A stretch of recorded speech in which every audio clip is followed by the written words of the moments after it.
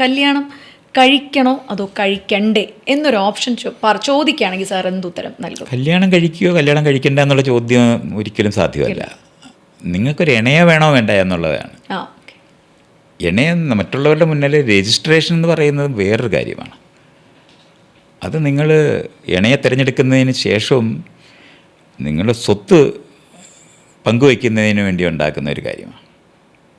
Register ചെയ്യേണ്ട ആവശ്യം അതുകൊണ്ടാണ്. നിങ്ങൾ സ്വത്ത് മേടിക്കും, അത് വിഭജിക്കുന്ന സമയത്ത് നമ്മൾ പിരിയുന്ന സമയത്ത് ഈ സ്വത്ത് എങ്ങനെ കൈകാര്യം ചെയ്യണമെന്ന് പറയുന്ന കാര്യത്തിനൊക്കെ ഈ പറയുന്ന കരാർ ആവശ്യമാണ്. മറ്റല്ലെന്നുണ്ടെങ്കിൽ നമുക്കൊരു തെളിവില്ല. അതുകൊണ്ടാണ് രജിസ്റ്റർ ചെയ്യേണ്ടി വരുന്നത്. അല്ലാതെ ഈ ആഘോഷിച്ച് പോകാൻ കഴിക്കണോ വേണ്ട എന്നൊക്കെയുള്ള ചോദ്യം വേറെയാണ്. അത് സെലിബ്രേറ്റ് ചെയ്യുക, ആൾക്കാർക്ക് സെലിബ്രേറ്റ് ചെയ്യുകയൊക്കെ ചെയ്യേണ്ടെന്നുള്ളതൊന്നും ഞാൻ പറയുന്നില്ല. പക്ഷേ ഇവരുടെ തിരഞ്ഞെടുപ്പ്, ഇണകളെ തിരഞ്ഞെടുക്കാൻ അവകാശം കിട്ടിയിട്ട് അത് ഉപയോഗിക്കാതെ വിവാഹിതരാകുന്നവരുടെ കാര്യം ആനമണ്ടത്തരമാണ്.